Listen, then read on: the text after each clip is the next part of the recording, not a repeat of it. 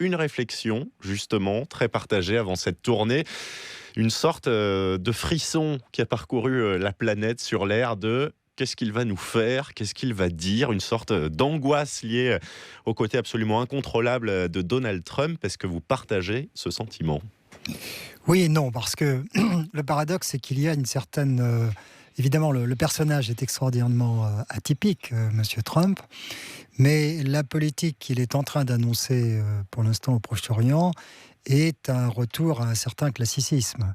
C'est-à-dire qu'il est le symbole d'un réengagement des États-Unis dans la région. Notamment avec ce discours sur l'islam hier à Riyad devant les représentants d'une cinquantaine de pays musulmans. Vous en retenez quoi ? Non, le discours sur l'islam n'était que partiellement un discours sur l'islam. À vrai dire, c'était un discours sur l'islam en ce sens qu'il a voulu rompre avec l'image, et plus que l'image, les propos, les attitudes très, perçues comme très anti-musulmanes qu'il avait eues au cours des derniers mois. Et donc, il avait le besoin de redire des mots d'amour au monde islamique. Mais derrière cela, il y avait surtout la volonté, à travers la lutte contre le terrorisme et surtout l'hostilité déclarée à l'Iran, de montrer que l'Amérique était de retour dans cette région et de retour aux côtés de ses alliés traditionnels, les puissances arabes sunnites et Israël. Et c'est un discours où effectivement il est assez longuement revenu sur la lutte contre le terrorisme en faisant une sorte d'ennemi commun. On va l'écouter. We are not here to lecture. Nous ne sommes pas ici pour faire la morale. Nous ne sommes pas ici pour dire à d'autres peuples comment vivre, qui ils sont et à quoi ils doivent croire. Nous sommes ici, au contraire, pour proposer un partenariat basé sur nos valeurs communes. Avec l'aide de Dieu, ce sommet marquera donc le début de la fin pour ceux qui font régner la terreur et qui propagent la violence. Début de la fin pour le terrorisme, ennemi commun comme l'Iran. Il a flatté, entre guillemets, ses vieux amis, Donald Trump, les vieux amis des États-Unis en tout cas. Voilà, c'est un discours évidemment à comparer avec celui d'Obama au Caire. C'est quoi la rupture ? La rupture, c'est on ne va pas se mêler de vos affaires intérieures, mais on est solidement à vos côtés, notamment contre le terrorisme et contre l'Iran. Et ça passe aussi par la signature massive de contrats, tout cela. Alors ça passe par la signature massive de contrats, mais là aussi c'est le classicisme classique. Je dois dire que d'ailleurs sous Obama aussi, il y avait d'immenses contrats entre l'Arabie Saoudite et l'Amérique. Si je vous écoute, la surprise, c'est que finalement, tout le monde craignait un Donald Trump habituel et qu'on a le droit à un président américain dans les clous. Alors, pas tout à fait quand même, parce que, vous voyez, cette insistance sur on ne se mêlera pas de vos affaires, donc l'absence de toute référence à la bonne gouvernance, les attentes vis-à-vis des standards, l'encouragement à la réforme, à l'évolution des sociétés, tout cela ne figure plus dans le discours américain quand même.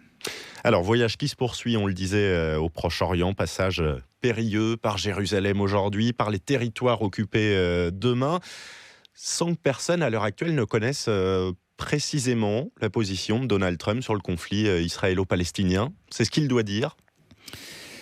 Ça va être très attendu. Comme vous le savez, il a été extrêmement fluctuant sur 2 États ou pas. Il a même dit à un certain moment que ça lui était égal, finalement. En même temps, tout le monde s'attend qu'il essaie d'arracher quelque chose comme un sommet Netanyahou-Abbas dans les prochaines semaines ou les prochains mois aux États-Unis. Ça, c'est un objectif pour Trump. Je pense, oui. Je pense que c'est un point d'ailleurs qu'il faut relever, c'est qu'il a d'entrée de jeu indiqué qu'il voulait faire progresser, même dans son langage, résoudre naturellement le conflit israélo-palestinien, c'est-à-dire qu'il n'attend pas la fin de son mandat pour s'en occuper, et d'une certaine façon, c'est bienvenu. Un mot d'une question sensible qu'il avait évoquée pendant sa campagne, le déplacement de l'ambassade américaine à Jérusalem, on en est où ? Je crois que les Américains ont confirmé l'objectif, mais en indiquant qu'ils réfléchiraient aux modalités. Et ce qu'on dit, je ne sais pas, je ne suis pas dans le secret des dirigeants israéliens, c'est que les Israéliens sont à la fois extrêmement heureux de ce type d'annonce, mais en même temps un petit peu embarrassés. C'est-à-dire qu'ils ne souhaitent pas non plus que ça crée trop de problèmes inutiles pour quelque chose qui est plus symbolique que réel, bien sûr. Très clairement, d'ici à la fin de la journée ou à demain, avec ce passage par les territoires, est-ce qu'on doit s'attendre à une annonce forte ? Je crois qu'on doit s'attendre à... Enfin, on va surveiller très attentivement ce que le président américain va dire sur les colonisations. Et l'annonce pourrait porter sur une forme de rencontre entre Israéliens et Palestiniens sous l'égide des États-Unis, sans objectif très précis, mais pour montrer que l'Amérique à nouveau s'implique. Un tout petit mot aussi du rapport avec Benyamin Netanyahou, parce que Donald Trump aurait donc transmis à la Russie des informations données par les renseignements israéliens. Ça peut peser, ça ?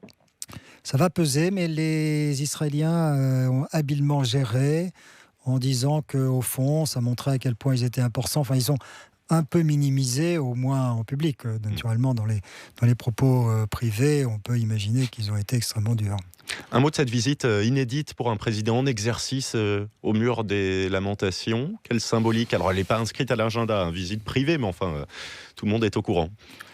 Ça montre bien l'aspect émotionnel de la relation du président Trump avec Israël, mais par ailleurs, d'autres commentateurs ont noté la brièveté de certains de ces visites, notamment au mémorial de la Shoah, qui est prévu pour un quart d'heure. Donc, il faudra examiner à la loupe quand ce sera fini.